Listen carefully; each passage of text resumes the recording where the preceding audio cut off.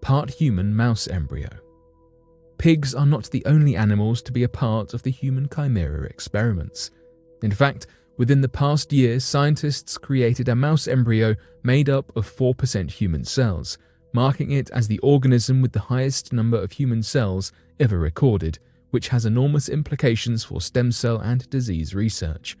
Because of a mouse's short gestation and developmental period, this creates the potential for an incredibly large number of mature human cells to be grown in a relatively short period of time. The mice were injected with around a dozen human stem cells, which took fewer than 3 weeks to proliferate into millions of mature human cells, including red blood cells, which would take around 8 weeks to generate in a standard developing human fetus.